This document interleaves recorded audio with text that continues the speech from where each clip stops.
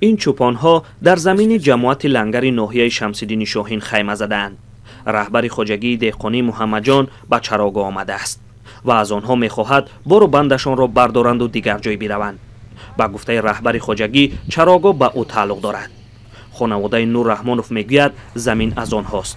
برای همین بحث و دعوا بین دو طرف ادامه دارد. رحمانوف نور انا اکش شکر نمی‌داره. خیلی همو گرفته هستش. انا میگم که دیگه پرسید میشه چند بار یک دو سه سال پس بچه همون زمین ما را تو نمی‌چی زمین ما مثبت پاک من در 5000 56000 دام چی کردم داکیمنت کردم. گفت تو وقتی داکیمنت من ندیدم چه داکیمنت کردم. داکیمنت من توری بدن. خواجگی دهقانی محمد جان در ناحیه شمس‌الدین شاهین جایگیر است. سال 2014 با قرار رئیس ناحیه به این خواجگی تقریبا 207 گکتار زمین دادند. اندکی بیشتر از 169 گکتارش چراگاه است. حالا بس سری همین چراگاه می رود. خانواده شریپوف تا به دادستان کل و دیگر ساختارها برای حل بحث مراجعت کردند. آنها در نامه‌هایشان برادران نور و شکور رحمانوف ها را به غیر قانونی گرفتن سندهای زمین متهم میکنند. پروکاتورای ناحیه شروبود هست.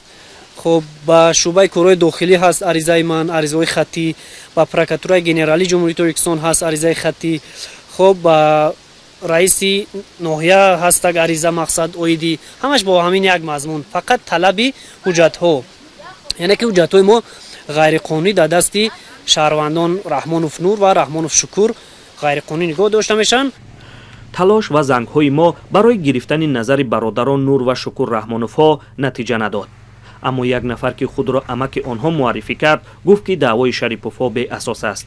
در حکومت ناحیه شمس‌الدین شاهین گفتند که از قضیه آگاهند و دعوای دو طرف را بررسی میکنند. جنجال سر زمین چراگاه در ناحیه گپی نو نیست. در گذشته مقامات برای یک زمین به 2 نفر اجازه استفاده داده و خودشان سبب جنجال و دعوا شدند.